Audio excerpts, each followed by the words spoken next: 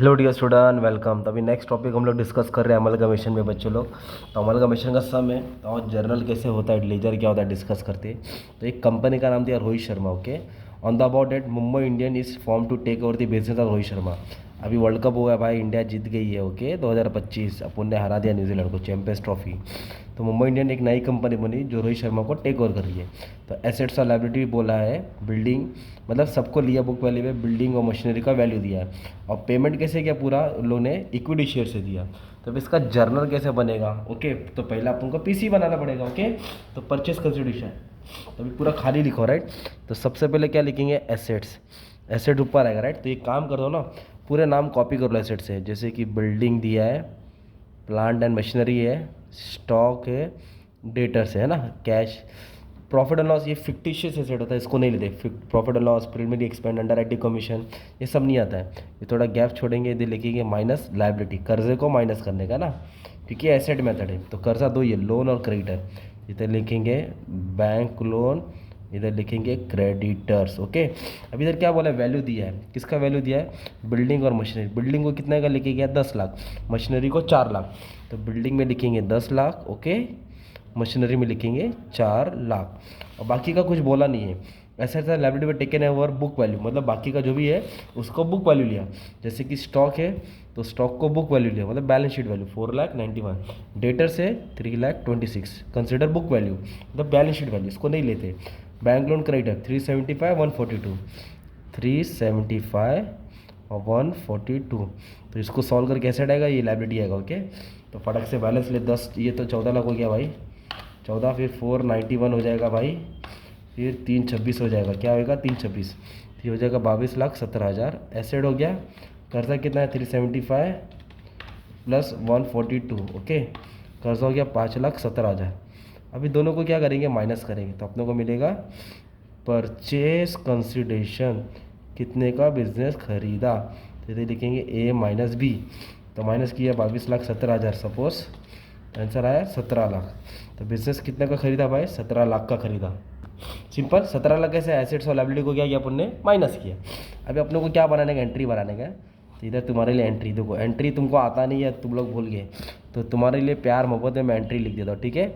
एकदम बोलते हैं ना, मस्के के जैसे एंट्री याद करा दूंगा, टेंशन नहीं लेना। ये कभी भी जर्नल एंट्री बनती है ना, ये न्यू कंपनी के बुक में बनती है। तो न्यू कंपनी कौन है, मुंबई इंडियंस। ओके, आ जाओ। सबसे पहला फर्स्ट एंट्री आएगा, बोलो परचेस टू पार्टी, मेरे साथ बोलो, मन में बोलो, purchase account debit to party. तो इधर लिखेंगे क्या खरीदा भाई, बिजनेस। तो इधर लिखेंगे business purchase account debit to party, किसको खरीदा, रोहित शर्मा को। तो इधर लिखेंगे रोहित शर्मा, है ना, लिमिटेड। आगे डालेंगे लिक्विडेटर वर्ड डालेंगे, क्या डालेंगे, liquidator of being business purchase. कितने का बिजनेस को खरीदा, 17 लाख का। इधर लिखेंगे 17 lakh, 17 lakh being business purchase. First entry हो गई, सिंपल। ओके, सेकेंड है कि एसेट्स और लायबिलिटी की, किसकी आएगी, एसेट्स और लायबिलिटी। ये सब जो भी परचेस कंसेशन में एसेट्स है ना, इसको डेबिट में डालेंगे। तो क्या क्या एसेट है अपना, मैं लिख देता हूँ। बिल्डिंग था, प्लांट एंड मशीनरी था, स्टॉक और डेटा, पूरा ना परचेस कंसिडरेशन का वैल्यू देगा। और कर्जा किधर आएगा, नीचे आएगा। कर्जा दो है, बैंक लोन और क्रेडिटर। कर्जा दो है, बैंक लोन और क्रेडिटर्स। इधर बिजनेस परचेज और डेबिट है ना, फटाक से इधर क्रेडिट लिख देने का। इधर लिखने का बिजनेस परचेज अकाउंट। ओके, तो ये वैल्यू लिखे 10,4। ओके, 10 लाख बिल्डिंग का, 4 लाख प्लांट एंड मशीनरी का, 4,91,000, 326, कितना आएगा, 326। कर्जा क्या है, 375 142, 375 142। अब बिजनेस परचेस फिर से आ जाएगा। ओके, 17 लाख फिर से आ जाएगा। ये हो गया एसेट्स, ये हो गया लायबिलिटी, हो गया being assets and liability revalue. अब थर्ड एंट्री आएगी पेमेंट का, किसको खरीदा, रोहित शर्मा को। तो पेमेंट की एंट्री कैसे लिखेंगे, पार्टी को ऊपर लिखेंगे, right. Liquidator of Rohit limited account debit to. तो पेमेंट कैसे किया कंपनी ने, equity share, cash, preference share, Google Pay, PhonePe. तो जो भी परचेस का अमाउंट है, डिस्चार्ज मतलब दिया, इक्विटी शेयर दिया 100 रुपये का बना के। तो इधर लिखेंगे इक्विटी शेयर कैपिटल, क्या लिखेंगे, इक्विटी शेयर कैपिटल से अमाउंट डिस्चार्ज किया। कितने का खरीदा, 17 लाख। तो डेबिट 17 लाख क्या आएगा दोस्त, क्रेडिट आएगा। अब सवाल है कि 100 रुपये का शेयर बना कर दिया था, नंबर ऑफ शेयर अगर ढूंढना रहेगा तो एकदम सिंपल लॉजिक लगाओ। 17 लाख रुपया है, और 100 रुपये का एक शेयर है, तो 0 मतलब 17,000 शेयर दिया। तो इधर आप ऐसे दिखा सकते हैं कि उस कंपनी को 17,000 शेयर दिया, 100 के हिसाब से 17 लाख का पेमेंट कर दिया। ये हो गया तुम्हारा पीसी, ये हो गया जर्नल। इतना सा भी 10 मार्क के लिए आ सकता है। अब लेजर बनाएंगे ना, तो सबसे पहले क्या करेंगे, ये तुम्हारा रियलाइजेशन अकाउंट रहेगा, ये तुम्हारा शेयर होल्डर अकाउंट रहेगा, ये तुम्हारा नया कंपनी का अकाउंट मुंबई इंडियन। ओके, इतना सिंपल। और ये इक्विटी शेयर अकाउंट बनाएंगे, क्या बनाएंगे, इक्विटी शेयर। कैश बैंक की ज़रूरत नहीं है क्योंकि कैश का सेटलमेंट नहीं है। तो सबसे पहले एंट्री पीसी की आएगी, किसकी आएगी, पीसी, है ना। कितने का खरीदा था भाई, 17 लाख। ऑलरेडी सम बहुत सारा सॉल्व कर दिया, सिर्फ रिवाइज करा रहा। 17 लाख है ना, एक डेबिट आएगा एक क्रेडिट आएगा, डेबिट क्रेडिट डेबिट क्रेडिट। तो मुंबई इंडियन मतलब नई कंपनी में लिखेंगे रियलाइजेशन, और इधर लिखेंगे रियलाइजेशन में मुंबई इंडियन। 17 लाख का पीसी। कैसे दिया पेमेंट, इक्विटी शेयर से दिया, इसलिए आया इक्विटी शेयर। कैश दिया रहता तो कैश भी आता, तो 17 लाख इधर इक्विटी शेयर लिख दिया।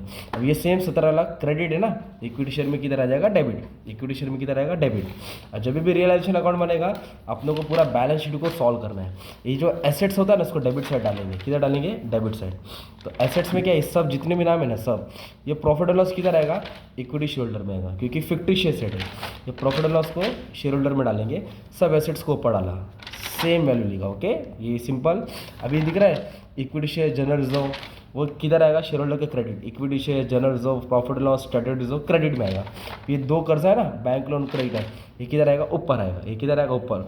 और कुछ दिया नहीं है तो सबको क्या करेंगे आप, क्लोज करेंगे। सबसे पहले इक्विटी शेयर को क्लोज करेंगे, तो क्लोज करेंगे तो 17 लाख आएगा। जो भी अकाउंट क्लोज होगा वो शेयर होल्डर में मिलेगा। तो इसको बैलेंस किया तो 17 लाख आएगा। ये 17 लाख उठा के, ये जो भी 17 लाख आया, ये बैलेंस करके किधर डाला, डेबिट में। क्रेडिट था तो किधर आ गया, डेबिट में। सिंपल। क्रेडिट से किधर आएगा दोस्त, डेबिट में। ओके, अब इसको क्लोज करेंगे। ये 22,17,000 और ये कुछ समझ लो 20 लाख है, तो ये ज़्यादा हो गया। तो ये टोटल से टोटल क्या करेंगे, माइनस। तो आपको प्रॉफिट आया 2,75,000। इससे माइनस किया तो प्रॉफिट, अगर ये ज़्यादा आता तो लॉस होता। तो ये जो तुम्हारा प्रॉफिट है ना, डेबिट से किधर आएगा दोस्त, क्रेडिट में आएगा। डेबिट से किधर आएगा, क्रेडिट। फिर ये टोटल से टोटल क्या करेंगे, मैच करेंगे तो टैली हो जाएगा। इस तरह लेजर बनता है। तो लेजर में क्या करना है, ये टेबल को पोस्टिंग करना है। इसको डेबिट में डालेंगे, इक्विटी शोल्डर के नीचे डालेंगे। ये इक्विटी शोल्डर के नीचे आएगा, ये कर्जा ऊपर आ जाएगा। ओके, क्रेडिट में। फिर पीसी का अमाउंट कितने का था, 17 लाख का था। तो पीसी का ऐसा बोला था ना, गोटी खेलते हैं, ऐसा इफेक्ट याद रखने का। एक नया कंपनी, एक रियलाइजेशन, इधर और इधर, इधर और इधर। क्या दिया, इक्विटी शेयर दिया, इसके लिए इसका अकाउंट खोल दिया। ये सब किधर आएगा, इक्विटी शेयर में। इसको सॉल्व करके इधर आया, इसको सॉल्व करके इधर आया, फिर ये तुम्हारा टैली हो जाएगा। मतलब क्या किया मैंने मालूम है, 8 मिनट में शॉर्ट रिविजन डाल दिया, डायरेक्ट भेजे में दे दिया, ताकि तुमको समझ में आएगा, याद रहेगा। ओके, तो इतना ही बोलने का, अच्छे से प्रैक्टिस कर लो। Thank you very much and all the best for exam. Love you all. Thank you.